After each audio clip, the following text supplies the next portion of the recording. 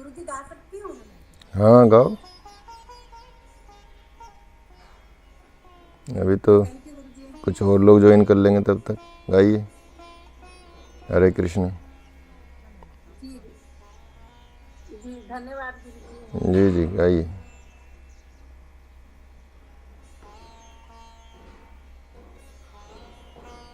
हरि सुंदर नंद मुकुंदन हरि नारायण हरि ओम।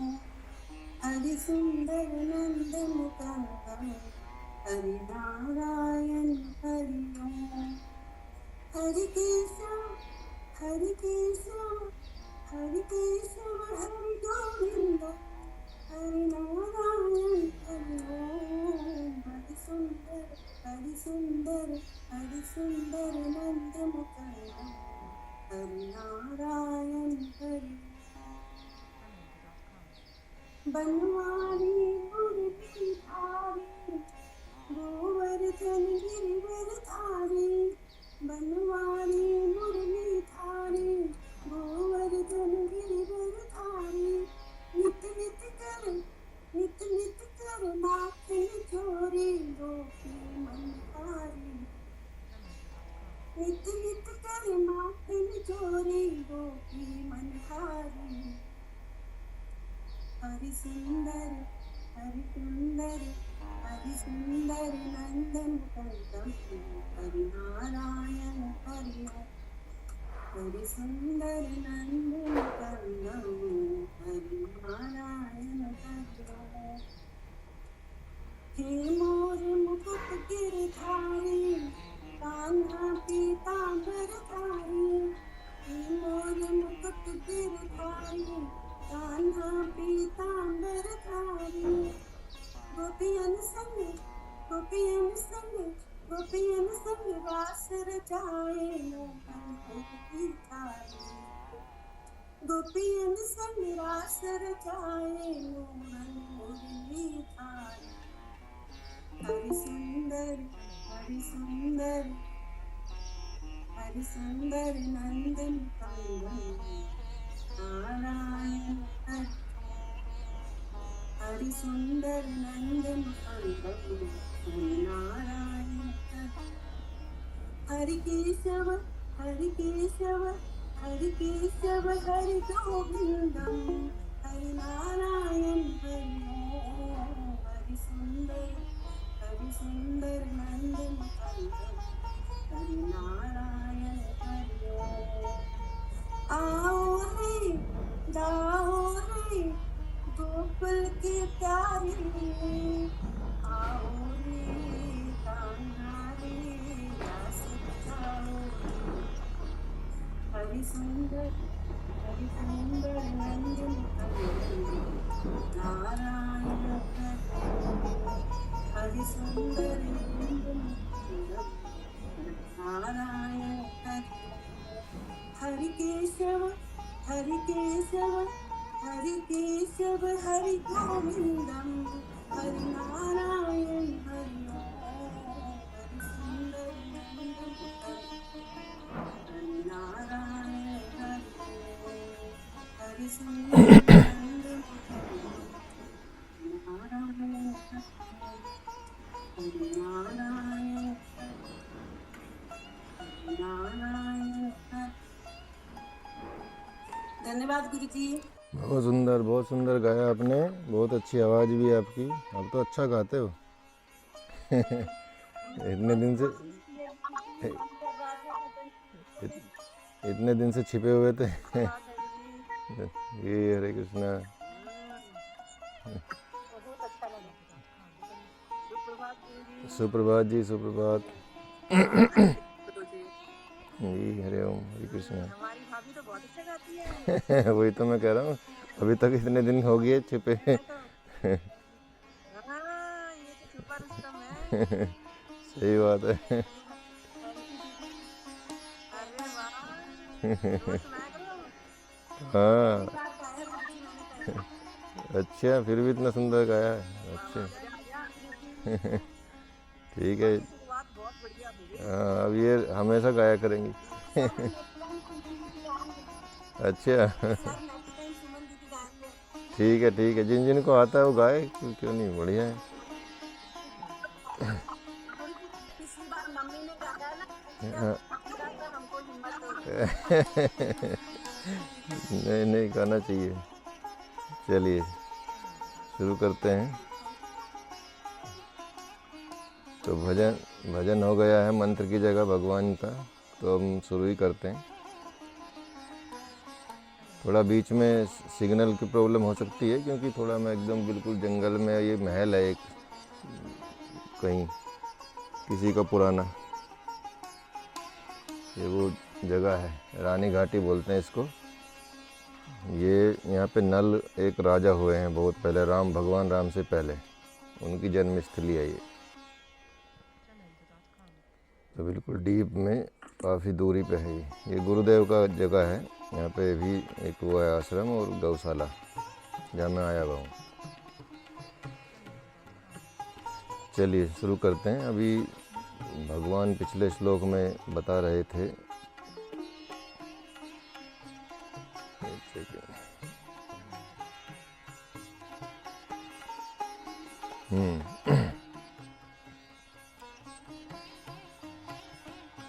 क्योंकि बात हो रही थी कि भगवान कह रहे थे कि हे पार्थ, ये पितामह द्रोणाचार्य, कृपाचार्य आदि ये तुम लोगों के तामस देवता हैं, और यदि तुम पांचों ने इन लोगों को खिला के ही खाया है, सुला के ही सोया है, इनके लिए प्राण देकर जिए हैं, किंतु ये ऐसे कृतघ्न निकले कि बिना युद्ध किए ही सुई की एक नोक के बराबर भी आपको भूमि देने को तैयार नहीं हुए, और उसका साथ दे रहे हैं जो इस तरह की बात कर रहे हैं। तो इसमें भगवान आगे अर्जुन को बोल रहे हैं, धिक्कार रहे हैं कि तुम ऐसा कैसे कर सकते हो, तुम सुन नहीं रहे हो, बात मान नहीं रहे हो। अब आगे क्या है उसको बताते हैं भगवान कि हे पार्थ, जो मेरे सिद्धांत के अनुसार नहीं चलता, भगवान बोल रहे हैं यहाँ पे अर्जुन को, या हम सब गृहस्थों के लिए भी ये बहुत बड़ा संदेश है भगवान की तरफ से कि हे पार्थ, जो मेरे सिद्धांत के अनुसार, इस सृष्टि चक्र के अनुसार नहीं चलता और अपने नियत कर्म का पालन नहीं करता, और वह इंद्रियों के भोगों में रमन करने वाला कौन है, पापायु पुरुष व्यर्थ ही जीता है। यहाँ भगवान इस मंत्र में बता रहे हैं कि अघायु पद जो आया है, अघायु उसको कहते हैं जिसका पूरा जीवन पाप में हो, उसको हो अघायु कहा जाता है। और वही अघायु है। कौन है अघायु? पाप में किसका जीवन होता है? पाप में उसका जीवन होता है जो विषयी है। विषय का मतलब होता है जो शब्द, स्पर्श, रूप, रस, गंध, जो इंद्रियों के विषय है, इंद्रियों के सुख के लिए ही जीने वाला है। तो भगवान यहाँ बोल रहे हैं कि मानो भगवान कह रहे हैं कि छी छी, धिक्कार है उसके जीवन को, वह पापात्मा, मूढ़ और विषयी इस जगत में जीता क्यों है, मर क्यों नहीं जाता, वह पृथ्वी पर भार स्वरूप हुआ और मेरे हृदय को दुख क्यों देता है। अर्थात भगवान बोल रहे हैं कि सिर्फ मनुष्य को अपनी इंद्रियों के जो विषय होते हैं, जैसे अच्छा देखने के शौकीन होते हैं, मतलब कुछ खाने के शौकीन होते हैं, जिनको मतलब इंद्रियों में सुख मिलता है और उसमें भगवान को भूल जाते हैं, भगवान के चिंतन नहीं करते, भगवान का ध्यान नहीं करते, भगवान का रमन नहीं करते और बाकी अपनी इंद्रियों में ही रमन करते रहते हैं, और जिनको इस विषय में ध्यान ही नहीं आता कि भगवान के लिए भी टाइम निकालना पड़ता है, तो उसको भगवान बोल रहे हैं कि ये इंद्रिय सुख में जीने वाले वो पापात्मा ही भगवान बता रहे हैं। इसी तरह से भगवान ने इन लोगों को बताया है, अर्जुन को बता रहे हैं कि इनका जीना भी व्यर्थ है, इसलिए इनको लोगों को मर जाना चाहिए, क्योंकि ये भगवान के लिए तो जीते नहीं, ये अपनी ही इंद्रियों के लिए, अपने ही लाभ के लिए जी रहे हैं। तो यहाँ भगवान बता रहे हैं कि उत्तम शिष्य के लिए क्या होता है, उत्तम शिष्य जो होता है उसके लिए सद्गुरु की वाणी ही साधन है और साध्य दोनों होती है। मतलब जो लक्ष्य है वो भी वो सद्गुरु की वाणी है, और साधन है वो भी भगवान सद्गुरु की वाणी ही होती है। यदि सद्गुरु मिल जाते हैं या भगवान मिल जाते हैं तो फिर उनके अनुसार ही चलना होता है। इस न्याय से अर्जुन को तो ज्ञान हो ही जाएगा, ये भगवान बता रहे हैं। भगवान ने इस पक्ष पर भी ध्यान दिया और सोचा कि यह ज्ञान स्वरूप होकर अपने स्वरूप में रमन ही करने लगे। फिर अगर मान लिया ये सभी लोग जो हैं अगर खुद ही रमन करने लगेंगे अपने स्वरूप में, तो फिर मेरी क्या आवश्यकता है। तो यहाँ और आगे थोड़ा खोल रहे हैं भगवान कि यह ब्रह्म विद्या सुनते सुनते बहुत वर्षों के लिए समाधिस्थ न हो जाए, नहीं तो सारी योजना विफल हो जाएगी और जगत में हंसी अलग से होगी।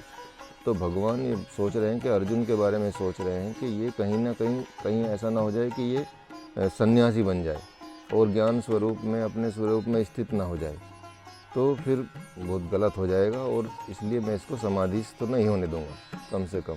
और यदि ये समाधिस्थ हो गए तो समझिए कि फिर दिक्कत हो जाएगी और फिर हंसी अलग से होगी पूरे संसार में। तो यहाँ अर्जुन की समाधि लगने की आशंका से भगवान डरे हुए हैं। तो भगवान सोच रहे हैं कि कहीं ये समाधि ना ले ले, और कुछ युक्ति का फिर भगवान प्रयोग कर रहे हैं कि हे पार्थ, जो अपने आत्म स्वरूप में ही रमन करने वाला है, मतलब जो अपने आप को पहचान लेता है। आत्म स्वरूप का मतलब है कि हम अपने को पहचान लें, हम अपने को ये पहचान लें कि हम ईश्वर के अंश हैं और हमारा कोई कुछ बिगाड़ नहीं सकता, तो वो आत्म स्वरूप में स्थित हो जाता है। इसको मान लेता है यदि कोई, तो जो आत्म स्वरूप में रमन करने वाला है, आत्म स्वरूप में ही तृप्त होने वाला है और आत्म स्वरूप में ही संतुष्ट होने वाला है। ठीक है, मैं यहाँ थोड़ा धीरे इसलिए बोल रहा हूँ क्योंकि यहाँ थोड़े संत लोग ना वो कर रहे हैं ध्यान में बैठे हुए, तो इसलिए मैं थोड़ा धीरे बोल रहा हूँ। आसपास में रूम है ना, तो तेज नहीं बोल सकता। तो हे पार्थ, जो अपने आत्म स्वरूप में ही रमन करने वाला है, आत्म स्वरूप में ही तृप्त होने वाला है और आत्म स्वरूप से ही संतुष्ट होने वाला है, तो उसके लिए कोई कर्तव्य नहीं है। यहाँ भगवान बहुत बड़ा रहस्य खोल रहे हैं। रहस्य ये खोल रहे हैं कि यदि कोई व्यक्ति ये पहचान लेता है कि मैं अंतरात्मा हूँ, मैं आत्मा हूँ और मैं परमात्मा का ही अंश हूँ, और इसमें जीने लगता है और शरीर से अलग हो जाता है और आत्मा को अलग कर देता है, तो भगवान उसके लिए नियम बता रहे हैं। और ये कौन करते हैं? ये मोस्टली जो संत लोग होते हैं वो इसी तरह से जीते हैं। इसलिए वो किसी भी स्थिति में, किसी भी परिस्थिति में, कैसे भी खाना मिले नहीं मिले, भूखे रहें थके रहें, लेकिन वो भगवान का कोई भजन नहीं छोड़ते और इस स्वरूप को कभी भूलते नहीं कि मैं आत्म रूप हूँ, मैं आत्मा स्वरूप हूँ। इस रूप को कभी वो भूलते नहीं हैं।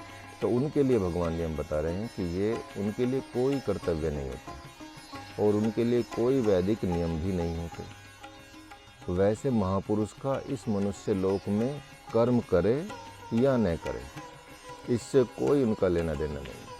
क्यों लेना देना नहीं? क्योंकि किसी से भी उसे स्वार्थ का संबंध नहीं है।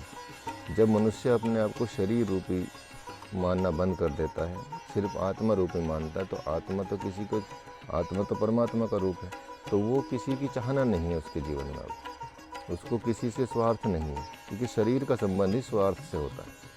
आपको भोजन चाहिए, आपको महल चाहिए, गाड़ी चाहिए, कुछ भी चाहिए, पैसा चाहिए, उसके लिए आप कहीं से भी आप संबंध बनेंगे, रिलेशंस बनते हैं, उनसे फिर काम निकलते हैं, काम बनते हैं, तो किस लिए?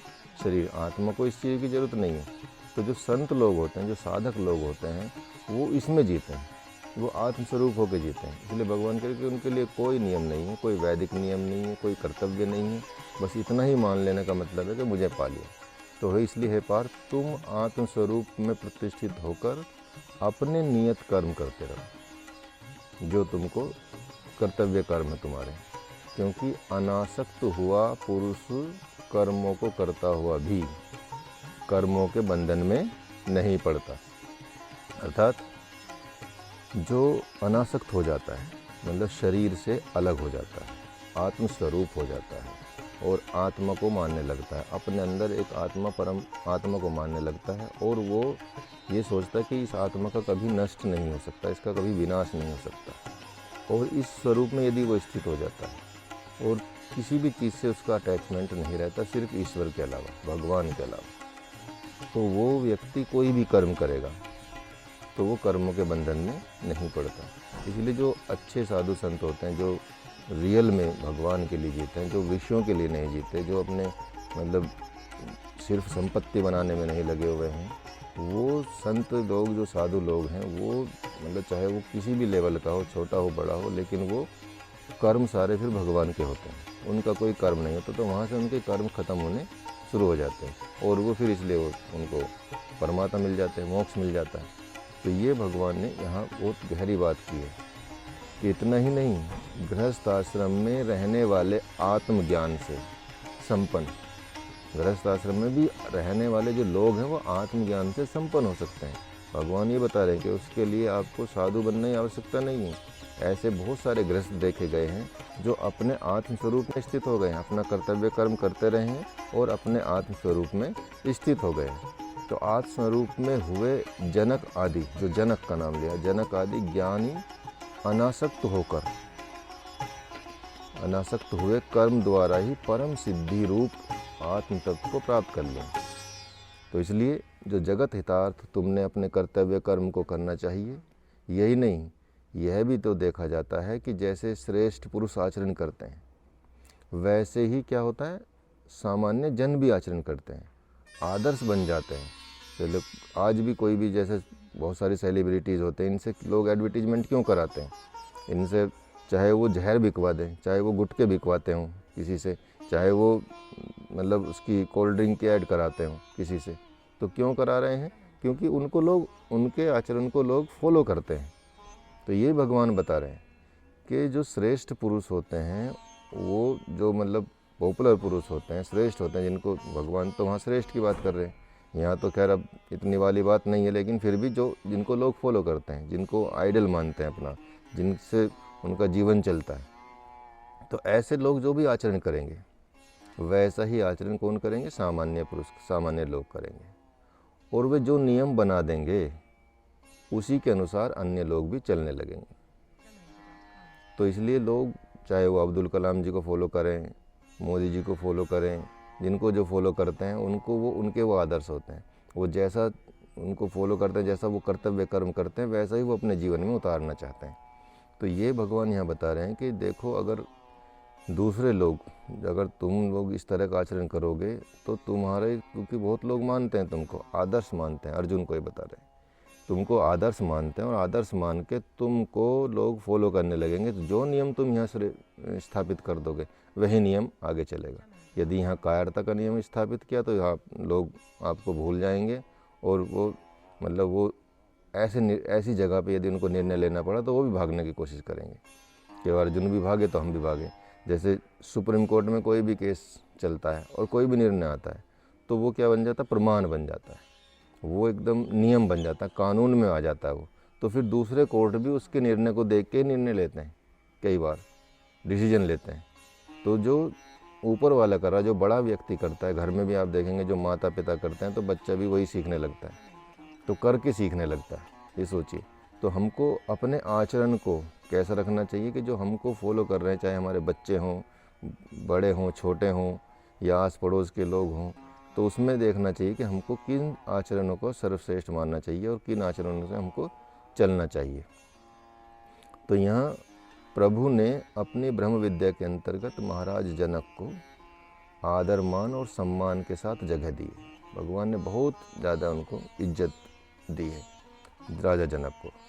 तो वे, भगवान ऐसा क्यों ना दें उनको? क्योंकि वे गृहस्थ आश्रमी गुरु बन गए तथा गृहस्थ आश्रमी शिष्य को अति मतलब विमोह हो गया, वो मोह से अलग हो गए और वो आत्मस्वरूप हो गए हैं।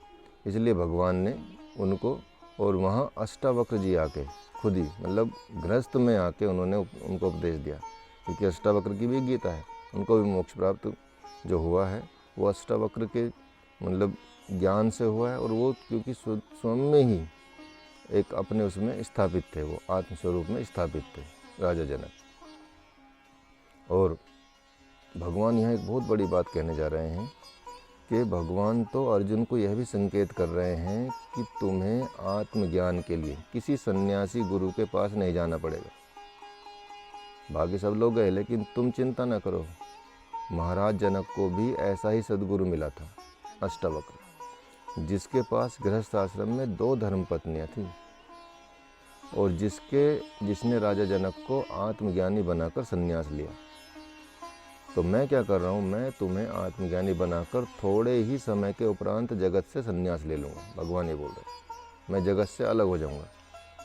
जब गीता जी बोलने ही लगेगी घर घर में, तो फिर मुझे कौन पूछेगा। तो यहाँ भगवान गीता जी में खुद ही उतर आ गए। समझिए, उन्होंने यहाँ स्पष्ट भी कर दिया है कि जब गीता जी घर घर में रहेंगी तो फिर मुझे भी ज़रूरत नहीं है, सिर्फ गीता जी को ही आप प्रभु मानिए। तो इसलिए यदि इस तरह की चीज़ हैं तो आप अपने स्वरूप में स्थित हो और आगे इसको और गोपनीय जो रहस्य है वो खोल रहे हैं भगवान। क्या गोपनीय रहस्य खोल रहे हैं, तो यहाँ भगवान और रहस्य खोल रहे हैं आत्मज्ञानियों के लिए कि आत्मज्ञानियों की कहानी कहते कहते भगवान ने अपनी कहानी कहनी शुरू कर दी। वो अपनी बात बताना शुरू कर रहे हैं। वे सद्गुरु हैं, अतः अपने शिष्य को अंधेरे में क्यों रखेंगे। तो वे बता रहे हैं कि मैं तो आत्मरूप ही हूँ, मेरे लिए तो जगत में कोई वस्तु, कोई विषय, कोई पदार्थ अपर्याप्त है ही नहीं। मैं जो चाहूँ वो प्राप्त कर सकता हूँ, क्योंकि मैं तो आत्मस्वरूप हूँ और मैं परमात्मा हूँ। तो भी, लेकिन फिर भी क्या कर रहा हूँ मैं, फिर भी मैं गृहस्थ आश्रम में जीवन जी रहा हूँ। और यही नहीं, मैं तो बहुत सावधानी पूर्वक अपने स्वरूप को छिपाते हुए व्यवहार कर रहा हूँ। मैं छिपा रहा हूँ अपने स्वरूप को, तब मैं व्यवहार कर रहा हूँ। और यदि कर्मों को त्याग कर सदा अपने स्वरूप में ज्ञान समाधि में यदि पड़ा रहूं, तो सभी मेरा अनुसरण करने लगेंगे, क्योंकि मैं तो भगवान का अनुसरण तो सब करते हैं। तो वो सब अगर समाधि में भगवान चले जाएं और गृहस्थ आश्रम जीवन छोड़ दें, तो लोग फिर सभी अपना संन्यास ले लेंगे, फिर संन्यास संसार ही नहीं चलेगा। तो ये भगवान बता रहे हैं कि हे पार्थ, यदि मैं गृहस्थ आश्रम धर्म के अनुरूप व्यवहार न करूं, सभी छिन्न भिन्न हो जाएगा और वर्ण संकरता करने वाला और प्रजा को नष्ट करने वाला माना जाऊंगा। तो यहाँ भगवान ने बताया कि देखिए, भगवान भी क्यों गृहस्थ आश्रम को फॉलो करते हैं, या क्यों दिखाना चाहते हैं, क्यों जीवन जीते हैं वो साधारण मनुष्य का, क्यों भगवान राम साधारण मनुष्य का जीवन जिए, क्यों आदर्श उन्होंने स्थापित किए, क्यों भगवान श्री कृष्ण ऐसा जीवन जिया। तो वो गृहस्थ आश्रम को संन्यास आश्रम में नहीं ले जाना चाह रहे कि आप गृहस्थ को तो रखिए, अगर गृहस्थ में रहते रहते यदि आत्मस्वरूप में स्थिति हो जाती है तो फिर कोई दिक्कत नहीं, फिर तो आप शुद्ध साक्षी चेतन आत्मा हो, फिर कोई समस्या ही नहीं होगी। तो इसलिए भगवान कभी कभी ये जो लीला करते हैं वो हमको उस रास्ते पर चलाने के लिए लीला करते हैं, उस रास्ते को आदर्श बनाने के लिए लीला करते हैं। जिस प्रकार माँ अपने बेटे के प्रेम में आती है और उसके स्तनों से दूध बरसने लगता है, और जब भगवान या सद्गुरु प्रेम से भर जाता है तो क्या होता है, आत्मज्ञानी होने की घोषणा शिष्य के सामने कर बैठता है। तो वही भगवान यहाँ कर रहे हैं। जब वो प्रेम में आ गए हैं अर्जुन के और समझ गए हैं कि ये तो ज़रूरत है इस चीज़ की, तो तब वो ब्रह्म ज्ञान दे रहे हैं। तो वही स्थिति यहाँ भगवान की हो रही है कि भक्त अर्जुन के प्रेम में आकर वे अपने को छिपा नहीं पाए और कह बैठे कि मुझ ब्रह्म को तो देखो, जिसे कुछ करना शेष नहीं है, साक्षात परम पुरुष है और तुम्हारा सारथी बन बैठा है। क्यों? क्योंकि मुझे संसार को दिखाना है। इसमें भी एक बहुत बड़ा रहस्य भगवान यहाँ बता रहे हैं। मतलब ये तो सभी जानते ही हैं कि भगवान के पीछे, मतलब भगवान के हाथ में क्या नहीं होता। जब उन्होंने गोवर्धन पर्वत भगवान ने अपने उठाया तो वो तो अपने बल से उठाया था, योग बल से उठाया था, लेकिन फिर भी उन्होंने क्या किया, सभी ग्वालों को, सभी गांव वालों को बोला ताकि वो उस रहस्य को न जान पाए, और इसलिए उठाते समय वो चिल्ला कर बोलने लगा, अरे लाठी लाओ, लाठी लाओ, सहारा दो, तो उठवाओ। तो सब लोगों ने सहारा दिया। तो यहाँ पर भगवान ने उनको इसी तरह से दिखाया कि भाई ये काम ऐसे चलते हैं, लेकिन सारी चीज़ें तो भगवान ही करते हैं। चाहे वो कंस का वध करना हो, चाहे और चीज़ों का वध करना हो, किसी को भी करना हो। कंस के वध करने में भी देवी देवताओं को उन्होंने पूरा क्रेडिट दे दिया भगवान ने। तो भगवान तो यहाँ पे आदर्श के रूप में स्थापित करना चाहते हैं, या कह सकते हैं कि जो श्रेष्ठ पुरुष होते हैं वो एक आदर्श के रूप में होते हैं। यदि जो वो पाथ फॉलो करते हैं, बाकी लोग भी उसको फॉलो करना चाहते हैं। इसलिए हमको क्या करना चाहिए, हमको अपने उन कर्मों को ध्यान में रखना चाहिए जो हमको लगे कि यदि हमारी पिछली जनरेशन या जो मतलब आने वाली जनरेशन जो होगी वो जो फॉलो करेगी तो हमको फॉलो करेगी, तो कहीं हम गलत कदम तो नहीं उठा रहे हैं। उसके आधार पर हमको घर में भी व्यवहार करना चाहिए, समाज में भी व्यवहार करना चाहिए, देश काल परिस्थिति में जितना भी जैसे संभव हो सके उतना उत्तम व्यवहार करना चाहिए और उस एक ऐसे समाज की स्थापना करने का हमारा उद्देश्य होना चाहिए ताकि हम पूर्ण रूप से सजगता के साथ ये काम कर सकें। तो यहाँ भगवान आगे कहते हैं कि हे भारत, कर्म में आसक्त अज्ञानी जिस प्रकार कर्मों को करते हैं उसी कर्म को अनासक्त पुरुष लोक संग्रह को दृष्टि पथ में रखकर करें। और इतना ही नहीं, आत्म स्वरूप में स्थित हुआ पुरुष भी अज्ञानियों की बुद्धि में भ्रम पैदा न करे, बल्कि इसके विपरीत समस्त शास्त्रीय कर्मों को भली भांति करता हुआ उसको भी ऐसा ही करने की प्रेरणा दे। तो यहाँ भगवान बता रहे हैं कि जो कर्म में आसक्त होते हैं, जो सिर्फ अपना काम करने में लगे होते हैं, उनको कर्मों में आसक्त बताया भगवान ने। तो जो करते हैं और उसी कर्म को जो सेम कर्म करेंगे, लेकिन अनासक्त पुरुष जो करता है उस काम को, जो अनासक्त होकर करता है, वो लोक संग्रह को दृष्टि पथ में रखकर करे, ये भगवान बता रहे हैं। तो अभी बताइए बात कि जो आप कर्म कर रहे हैं वो लोक संग्रह के, लोक समाज के लिए, ध्यान के लिए और जनरेशन के लिए जो ध्यान में रख के करते हैं वो करना चाहिए कर्म। और इतना ही नहीं कि आत्मस्वरूप में स्थित हुआ जो पुरुष है वो अज्ञानियों की बुद्धि में भ्रम पैदा न करे, बल्कि इसके विपरीत समस्त शास्त्रीय कर्मों को भली भांति करता हुआ उनको भी ऐसा करने की प्रेरणा दे। यहाँ क्या सिद्धांत दिया भगवान ने? यहाँ ये सिद्धांत दिया है कि जो व्यक्ति सपोज कोई आत्मज्ञानी पुरुष है या आत्म स्वरूप में स्थित हो गया, तब उसको किसी कर्म कांड की जरूरत नहीं है, किसी चीज़ की जरूरत नहीं है, किसी पूजा पाठ की जरूरत नहीं है, किसी मंदिर में जाने की जरूरत नहीं। लेकिन फिर भी भगवान यहाँ बता रहे हैं कि वो ऐसी संस्था स्थापना, क्योंकि सभी तो आत्मस्वरूप तुरंत हो नहीं सकते, स्थापित नहीं हो सकता आत्मस्वरूप में, तो भगवान बता रहे हैं कि ऐसे पुरुषों को भी क्या करना चाहिए कि जो अज्ञानी लोग होते हैं, जिनको पता नहीं होता है, उनकी बुद्धि में भ्रम पैदा ना करें कि भाई ये कुछ होता नहीं है, मंदिर कुछ नहीं होते, पूजा पाठ कुछ नहीं होते, शास्त्र कुछ नहीं होते। क्योंकि उसके लिए तो भगवान ने भी बोल दिया कि जो आत्मस्वरूप में स्थित हो चुका है उसके लिए तो कोई इन चीज़ों की ज़रूरत नहीं है। लेकिन फिर भी समाज कल्याण के लिए जो जिनको इस रास्ते पर अभी पहुँचे नहीं हैं, वहाँ तक पहुँचे नहीं हैं, उनके रास्ते को बताने के लिए तो ये चीज़ें चाहिए। मतलब यदि किसी को पीएचडी करनी होगी तो उसको ऐसा नहीं कि सीधा वो ग्रेजुएशन में, पोस्ट ग्रेजुएशन में एडमिशन लेगा, पीएचडी में सीधा एडमिशन ले लेगा। उसको तो वो सारे, क्योंकि जो पीएचडी कर चुका उसको तो अब ज़रूरत नहीं है ना बाकी चीज़ों की, मेन बात ये है। लेकिन जो नहीं कर चुका उसको तो ज़रूरत है। तो यदि वो पीएचडी वाला ही बता दे कि भाई इनकी ज़रूरत नहीं है, ये तो सब बेकार की चीज़ें हैं, या मतलब वो खुद ना फॉलो करे उन चीज़ों को, तो फिर दूसरे लोग भी वही सोचेंगे।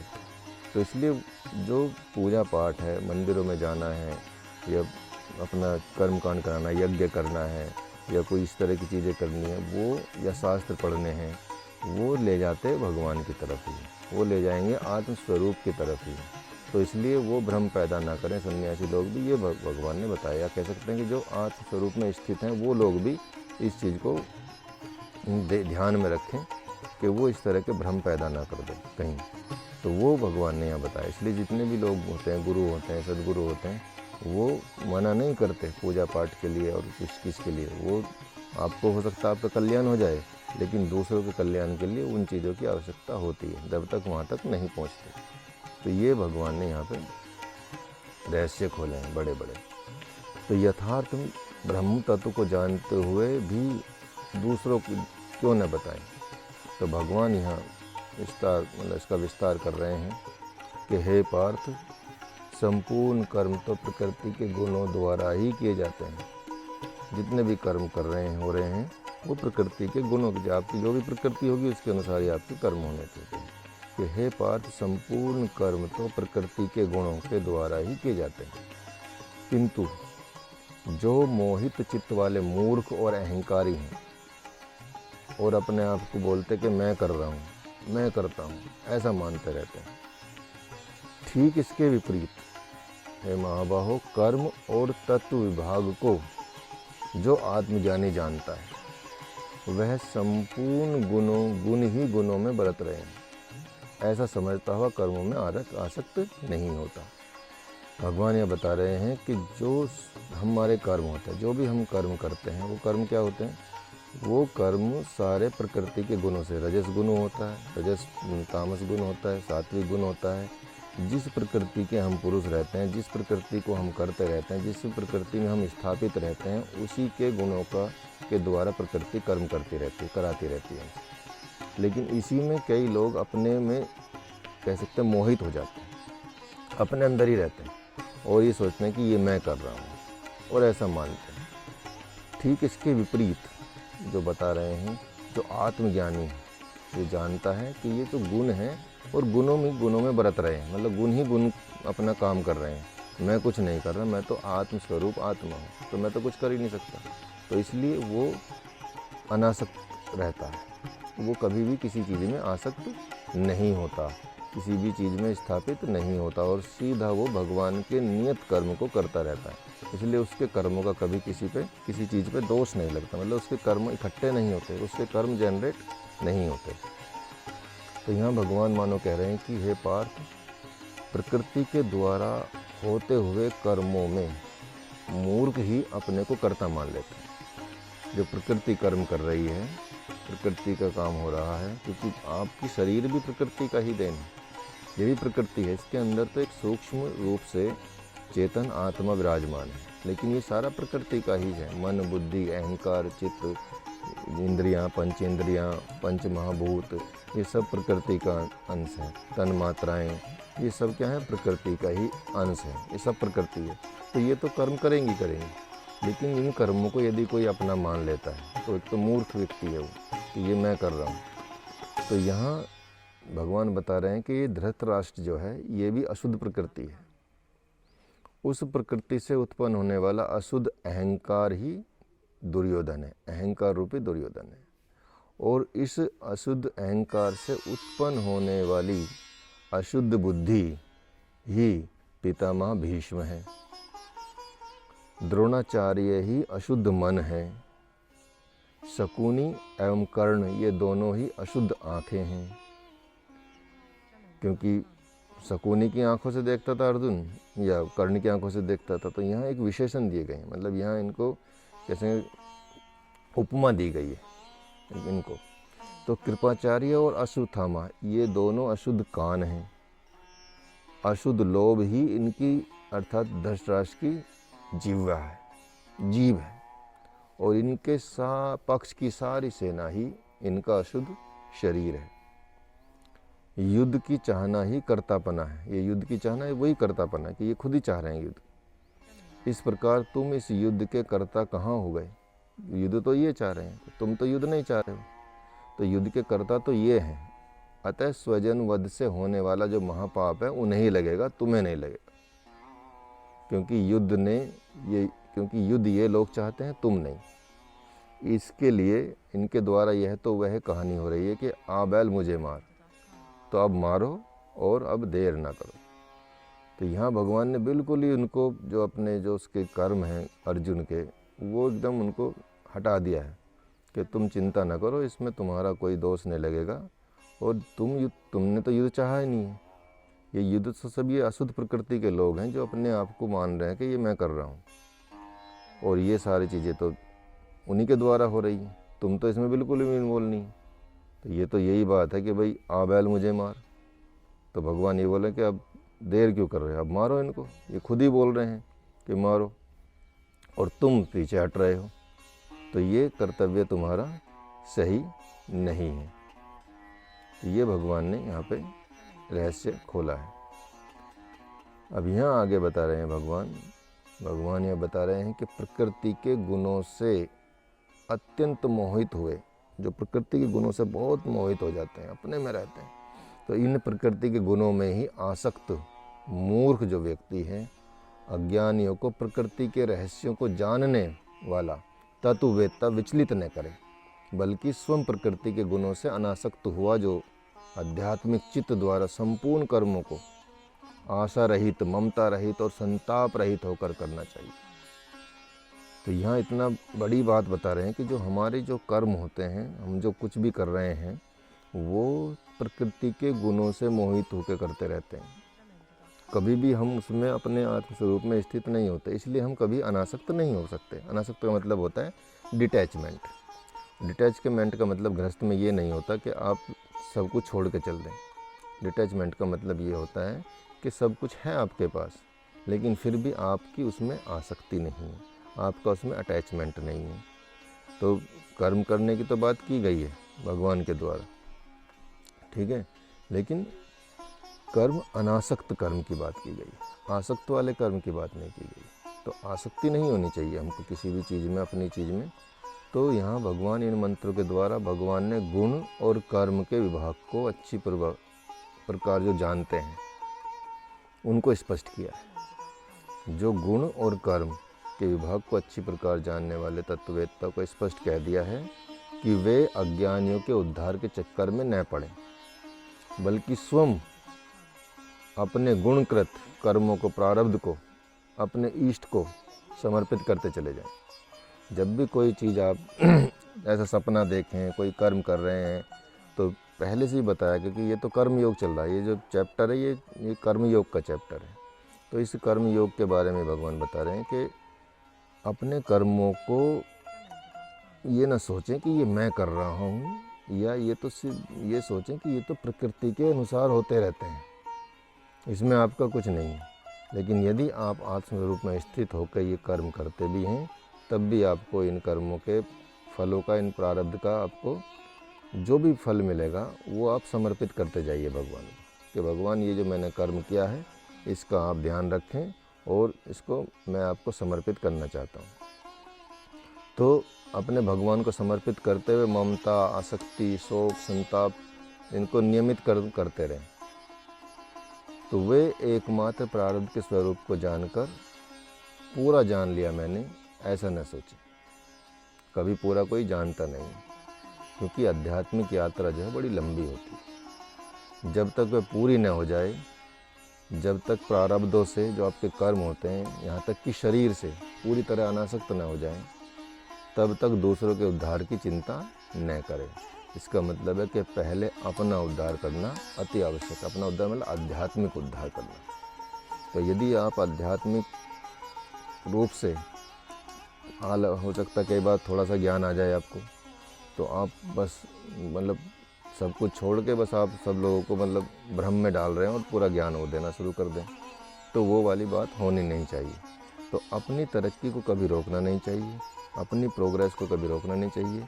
और जब आप इस काबिल हो जाएं कि हाँ अब मैं कुछ दे सकता हूँ, तब आप उसको देना शुरू करें। तो इसलिए इसमें आपको स्थापित होना चाहिए। यहाँ भगवान ये बता रहे हैं।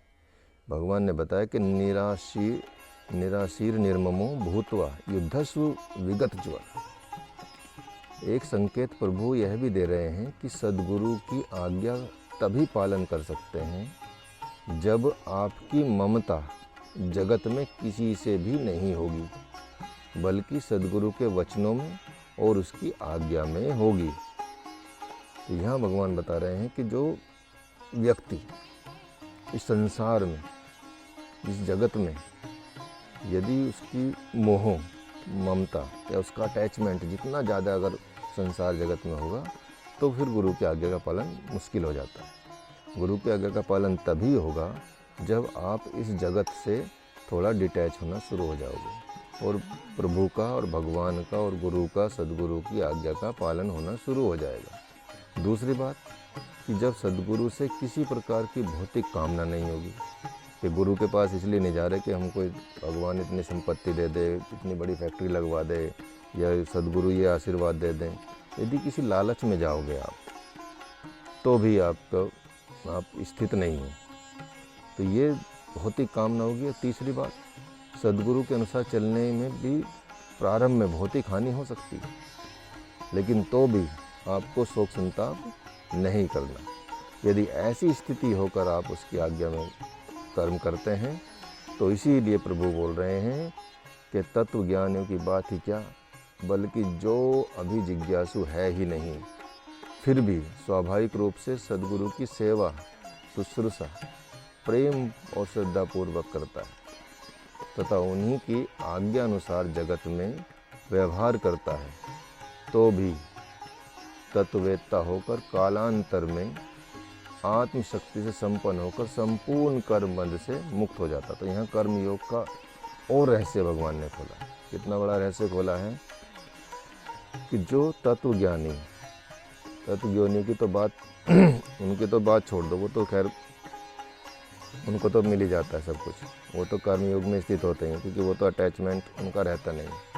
लेकिन जो जिज्ञासु भी है, जो सिर्फ इसमें एंट्री भी करना चाहता है कर्म योग में, तो स्वाभाविक रूप से उसको क्या करना है, वो कुछ नहीं करना, उसको सिर्फ सद्गुरु या भगवान जो भगवत गीता दी है या और भी हमारे शास्त्र दिए हैं उनके अनुसार ही प्रेम पूर्वक श्रद्धापूर्वक यदि उनके अनुसार कर्म करता है या सद्गुरु की सेवा करता है या आश्रम की सेवा करता है या भगवान की सेवा करता है और उन्हीं के अनुसार आज्ञा के अनुसार उन्हीं जगत में व्यवहार करता है कि जैसा शास्त्रों में कहा गया है कि कैसे पुत्र के साथ, कैसे पुत्री के साथ, कैसे पत्नी के साथ, कैसे पिता के साथ, कैसे पति के साथ, किसी के भी साथ या माता पिता के साथ कैसा व्यवहार करना है, कैसा समाज के साथ, कैसा दोस्तों के साथ, कैसा किसके साथ कैसा व्यवहार करना, वो सब शास्त्रों में उल्लेखित है।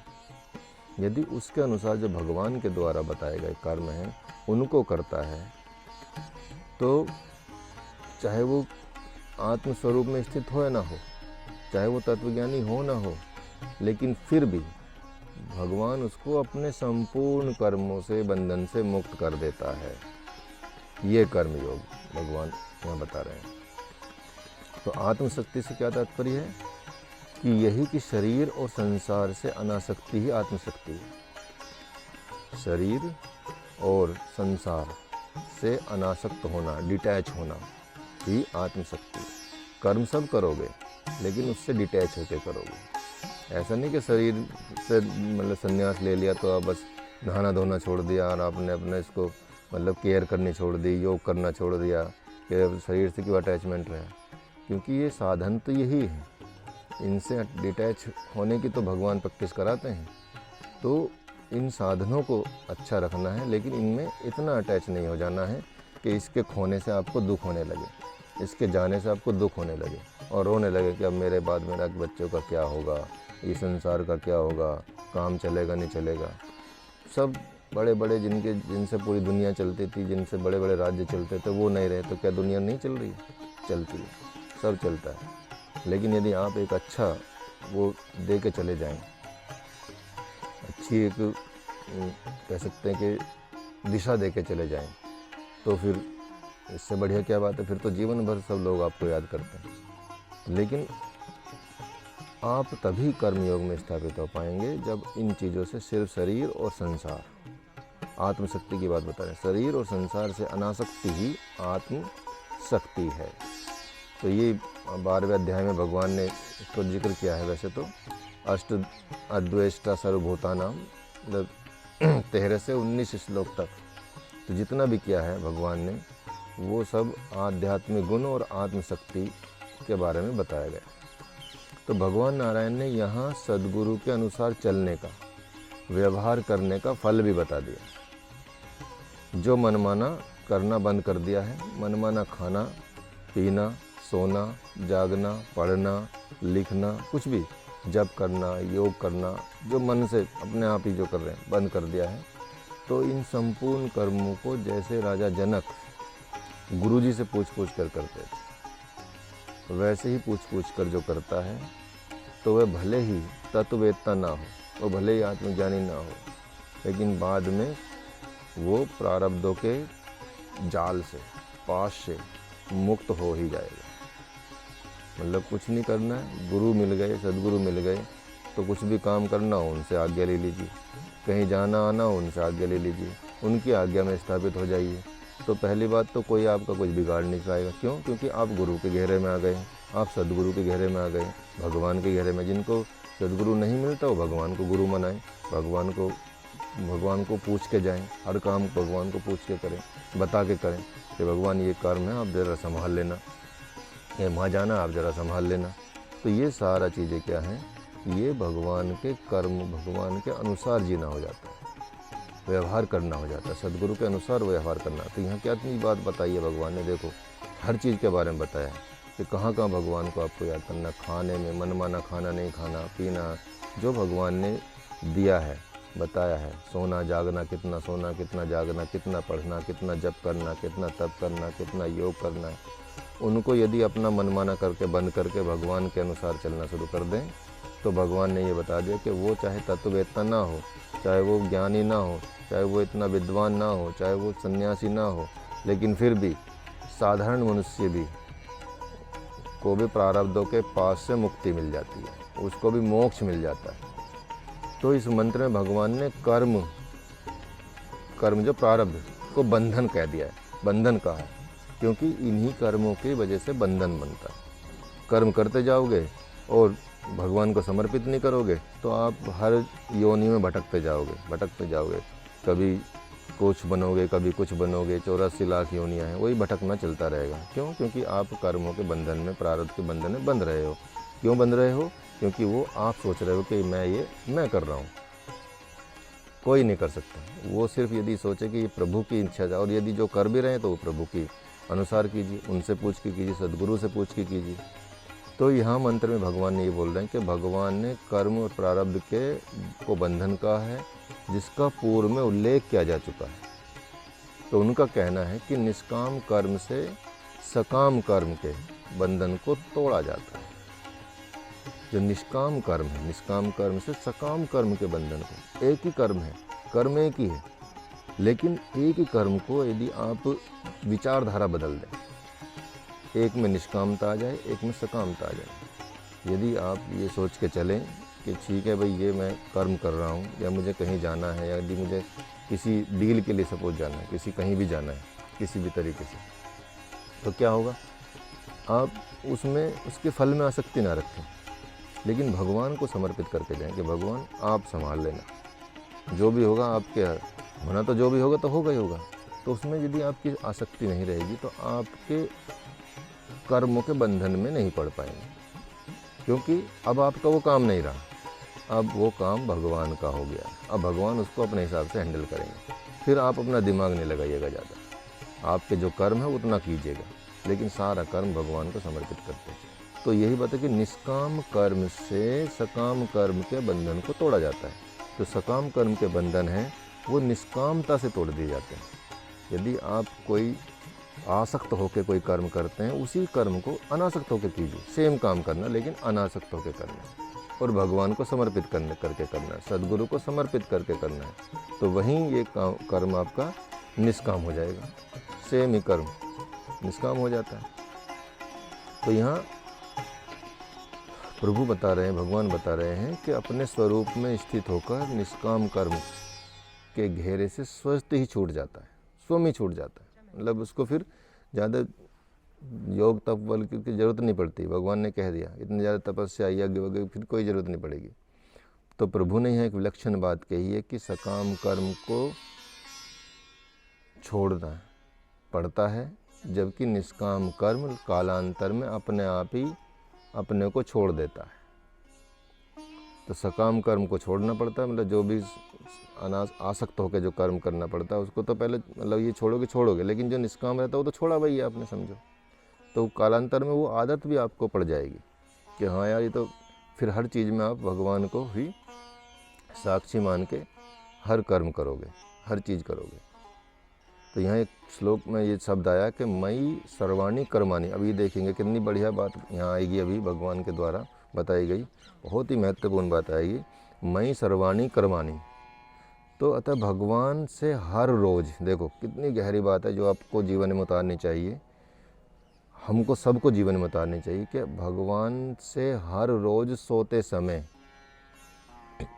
कहें कि हे प्रभु, आज दिन भर जो मैंने मेरे मन, वचन, कर्म, इंद्रियों आदि से जो भी शुभ अशुभ कर्म हुए हैं, रोज़ का प्रैक्टिस है कि आज दिन में जो भी मेरे साथ मेरे मन से, वचन से, कर्म से, मनसा वाचा कर्मणा, इंद्रियों से शुभ कर्म हुए अशुभ कर्म हुए हों, उन्हें मैं आपको समर्पित करता हूँ। पहले समर्पण की मतलब बोलना ही पड़ेगा, पहले नकल ही करनी ही पड़ेगी। जैसे बोल दिया है वो करते रहो कि मैं समर्पण करता हूँ, समर्पण करता हूँ, ये सारी चीज़ें। तो समर्पण की पहले नकल करनी पड़ेगी और बाद में वही समर्पण असल में होने लगेगा। देखो कितना बड़ा रहस्य यहाँ पे खोल दिया गया है। मई सर्वाणी कर्माणी, सब कर्म को मैं, जितना भी मैंने कर्म किए हैं आज के दिन में, उनको मैं सोते समय भगवान को समर्पित करके जाता हूँ कि भगवान इनका ख्याल तुम रख लेना, मैंने तो ये जो मेरे से हो गया तो हो गया, अब जो भी है आप संभाल लो। मेरे मन से भी हुआ कुछ भी, मेरे कर्म से भी, वचन से भी, इंद्रियों से भी, जो भी हुआ हो वो शुभ हुआ हो या अशुभ हुआ हो वो मैं नहीं जानता, लेकिन आपको मैं समर्पित करता हूँ। ये अगर नकल भी करोगे रोज़, भगवान ये बता रहे कि नकल भी करोगे ना तो भी बाद में ये असल में होने लगेगा समर्पण। तो भगवान नारायण ने अर्जुन से कहा था कि हृदय में मुझे बैठा लो और शरीर से मेरे लिए युद्ध करो। मुझे यदि आपने बैठा लिया अपने अंदर और ये जो शरीर है इससे तुम कर्म करो, युद्ध करो। आखिर क्यों? वह इसलिए कि आप सब जानते ही हैं कि एक बार महाभारत युद्ध के बीच में महावीर कर्ण के साथ घमासान युद्ध को देखकर अर्जुन के मन में क्या हुआ। यहाँ एक बहुत उचित बात और बहुत महत्वपूर्ण बात आने जा रहे हैं भगवान यहाँ पे, मतलब भगवत गीता में जो लेख आया है इस चीज़ का कि कैसे थोड़ा सा भी संदेह होने पर क्या चीज़ें हो जाती हैं। कि जब भयंकर युद्ध हो रहा था कर्ण के बीच में और अर्जुन के बीच में, तो कर्ण बहुत भारी पड़ गए उन पर। तो अर्जुन के मन में क्या हुआ, अर्जुन के मन में भगवान के प्रति क्या हुआ, संदेह हो गया कि भगवान उनके, इतना संदेह हो गया अर्जुन को, लगा कि आज तो ये मेरे ऊपर भारी पड़ रहा है। थोड़ा सा भी डाउट हुआ और भगवान उसके हृदय से निकल गए। परिणाम क्या हुआ, कर्ण ने उनके हाथों को ध्वजा में बांध दिया। वध करने ही जा रहा था तो देखा कि सूर्यास्त हो गया। तब उसने अर्जुन को यह कहते हुए छोड़ दिया कि जाओ युद्ध की कला सीख कर आओ। तो यदि भगवान हृदय में भी उस समय बैठे रहते तो निश्चित रूप से उस दिन भी उसकी पराजय नहीं होती, लेकिन उसने भगवान पे ही डाउट कर लिया। इसलिए जब भी हम भगवान पे थोड़ी भी मुसीबत आने पे डाउट कर लेते हैं तो भगवान एकदम हृदय छोड़ देते हैं और फिर आपकी हार हो जाती है और फिर और आप भगवान को कोसने लगते हैं। तो यहाँ थोड़ा सा भी संदेह करना नुकसानदायक हो जाता है। तो इसलिए भगवान के लिए अगर जी रहे हैं, भगवान के लिए कर रहे हैं, तो भगवान में पूर्ण विश्वास रखें। थोड़ी बहुत अड़चनें आएंगी, थोड़ी बहुत परेशानी आएंगी, लेकिन वो बाद में जो आपको मिलेगा वो किसी को नहीं मिलता। जो ब्रह्म ज्ञान, जो मोक्ष, जो समर्पण, जो मतलब एक तरह से आत्मस्वरूप में स्थिति जो मिलेगी वो किसी को नहीं मिल सकती। इसलिए युद्धस्व विगत ज्वर, अतः शोक संताप का त्याग करके आप गुरु आज्ञा का पालन करें। उसमें त्रुटि होगी, भूल होगी, तो भी इन सारे दोषों के होते हुए भी ईश्वर आपका समर्पण स्वीकार कर लेगा। यदि आपने गुरु की आज्ञा में रह के या भगवान की आज्ञा में रह के कर्म किया, चाहे उसमें गलतियां हों, चाहे त्रुटि हो, भूल हो, कुछ भी हो, लेकिन सारे दोष होते हुए भी इसमें आपका प्रॉब्लम नहीं आएगी कभी भी। तो जैसे अर्जुन के दोष युक्त होते ही भगवान भी उनकी रक्षा की। अब वो जैसे ही उन पर भगवान पर विश्वास किया तो भगवान फिर से अर्जुन के हृदय में बस गए। तो इन दोनों उदाहरणों से ये स्पष्ट होता है कि जब तक आप नित्य समर्पण नहीं करते तो आपका भ्रम आपको कभी भी धोखा दे सकता है। तो गीता के अध्याय 3 में भी श्रुति फल 3-4 बार बताया गया है।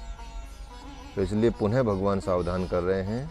भगवान बता रहे हैं कि जो मूर्ख मेरे में दोष दर्शन करते हुए मेरी आज्ञा का पालन नहीं करता वह तो सर्वथा नष्ट हो ही जाता है, क्योंकि वह संपूर्ण ज्ञानी समझ लिया है अपने को, इसलिए इस समझने उसे मूर्ख राज बना दिया है। तो भगवान आवेश में यहाँ के कुपित हो गए हैं और अर्जुन से कह रहे हैं कि यदि तुम मेरी बात पर विश्वास नहीं करते हो, विश्वास के साथ युद्ध कर्म को नहीं करते हो, तो तुम भी इन्हीं कौरवों जैसे नष्ट भ्रष्ट हो जाओगे।